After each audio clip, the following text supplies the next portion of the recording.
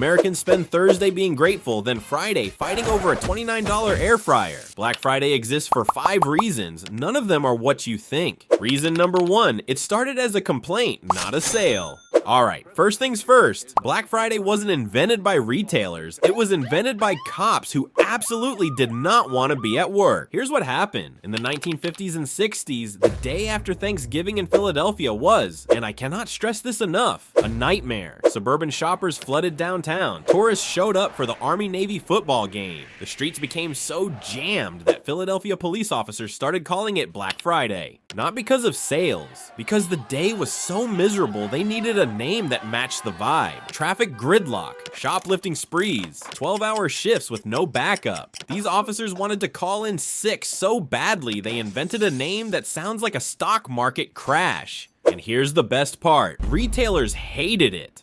Black Friday sounded ominous, apocalyptic, bad for business, so they tried to rebrand it as Big Friday.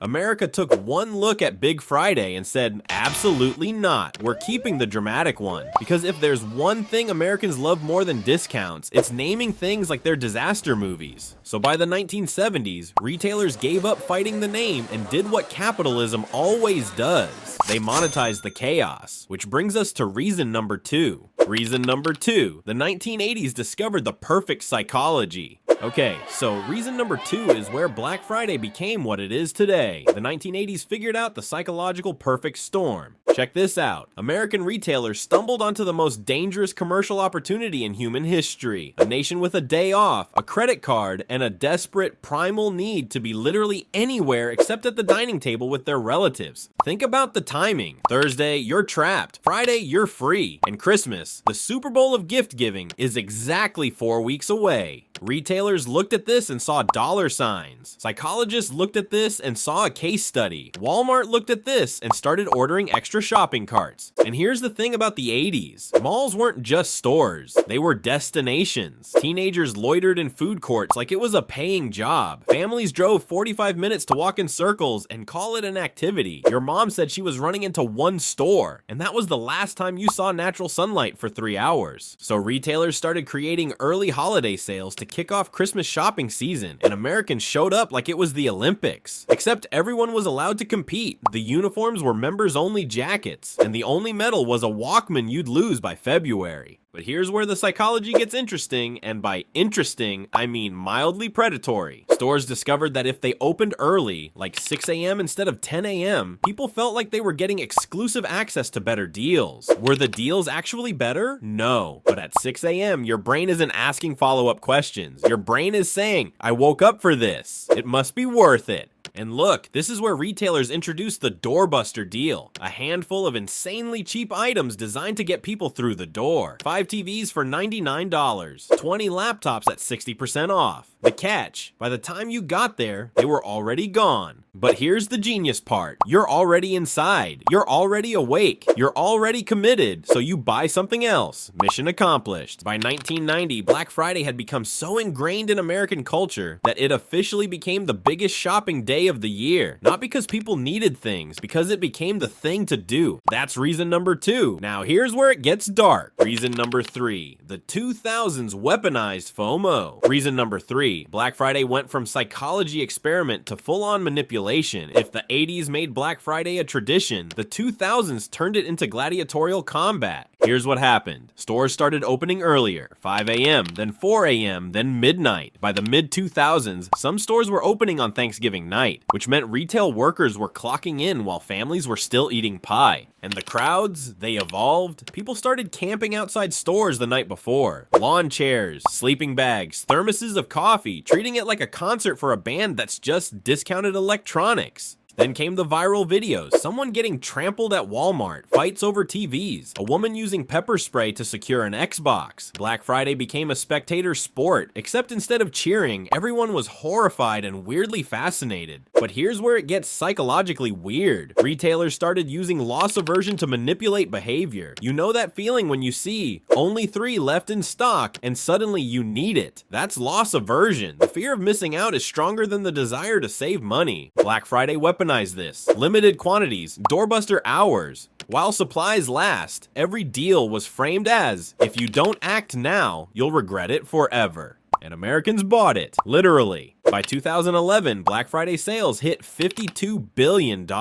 People were spending an average of $400 per person on a day that started as cops complaining about traffic. Now, you'd think the internet would have killed all this, right? Online shopping arrives, physical Black Friday dies, everyone shops in pajamas from their couch. The end? Wrong. Which brings us to reason number 4. Reason number 4, it mutated into year-round sales. Alright, reason number 4. Instead of dying, Black Friday evolved into something even more ridiculous. In the 2010s, online shopping exploded. By 2015, you could buy anything from anywhere without changing out of your pajamas. And let me be clear, these were private pajamas, not the I wore these to Walmart at 4 a.m. like pajamas, dignified pajamas. By 2020, 59% of Black Friday sales happened online. Physical Black Friday should have gone extinct, like Blockbuster or civility and airport security lines. But retailers refused to let it die. So they stretched it, and stretched it, and stretched it.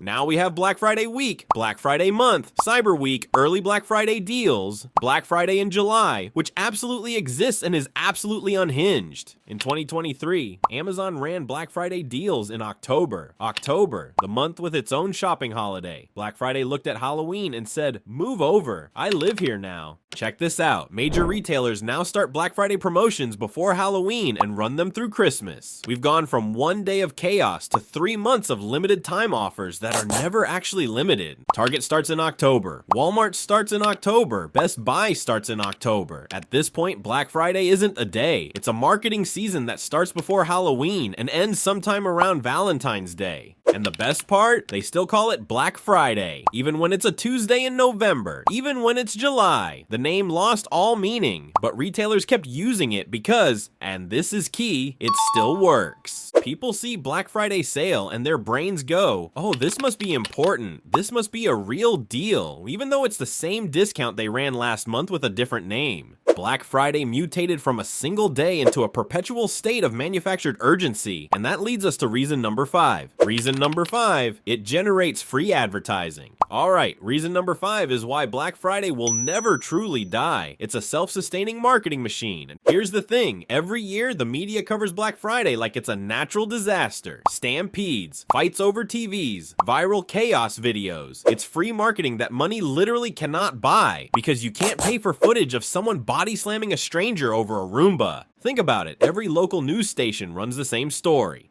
Black Friday madness, shoppers swarm stores, chaos caught on camera, and every viral video gets millions of views. It's the best advertising campaign that costs retailers absolutely nothing. A woman pepper spraying people over an Xbox? That video got 12 million views. Someone getting trampled for a TV? 5 million views. Every single one of these videos is free publicity for the stores where it happened. And here's what's genius about it. Even the complaints about Black Friday are advertising. Someone posts on Twitter, "I can't believe people are lining up at Target at 4 a.m. That tweet, free Target advertisement.